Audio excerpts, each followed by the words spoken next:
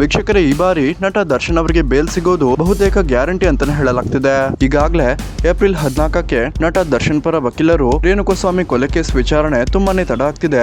ಆದ ಕಾರಣ ನಟ ದರ್ಶನ್ ಅವರಿಗೆ ಜಾಮೀನು ಕೊಡಬೇಕು ಅಂತ ಬೇಲ್ ಅರ್ಜಿಯನ್ನ ಸಲ್ಲಿಸಿದ್ದು, ಇದನ್ನ ವಿಚಾರಣೆ ನಡೆಸಿರುವಂತಹ ಸುಪ್ರೀಂ ಕೋರ್ಟ್ ಮೇ 4 ಅಂದ್ರೆ ಸೋಮವಾರದಂದು ಸುಮಾರು 4 ಲಕ್ಷ ರೂಪಾಯಿಯ ಬೇಲ್ ಬಾಂಡ್ ಅನ್ನ ಸಬ್ಮಿಟ್ ಮಾಡೋದಕ್ಕೆ ದರ್ಶನ್ ಪರ ವಕೀಲರಿಗೆ ತಿಳಿಸಿದ್ದು, ಸುಪ್ರೀಂ ಕೋರ್ಟ್ ದರ್ಶನ್ ಅವರ ಬೇಲ್ ಬಾಂಡ್ ಅನ್ನ ಸಬ್ಮಿಟ್ ಮಾಡೋದಕ್ಕೆ ಹೇಳಿರುವ ಕಾರಣ ಪಕ್ಕಾ ನಟ ದರ್ಶನ್ ಅವರಿಗೆ ಬೇಲ್ ಸಿಗಲಿದೆ ಅಂತ ಹೇಳಲಾಗ್ತಿದೆ. ಸಾಮಾನ್ಯವಾಗಿ ನ್ಯಾಯಾಧೀಶರು ವಿಚಾರಣೆಯನ್ನ ಕಂಪ್ಲೀಟ್ ಮಾಡಿ ಒಂದು ವೇಳೆ ಜಾಮೀನು ಕೊಡೋದಾದ್ರೆ ಮಾತ್ರ ಬೇಲ್ ಬಾಂಡ್ ಅನ್ನ ಸಬ್ಮಿಟ್ ಮಾಡೋದಕ್ಕೆ ಆರೋಪಿ ಪರ ವಕೀಲರಿಗೆ ತಿಳಿಸ್ತಾರೆ.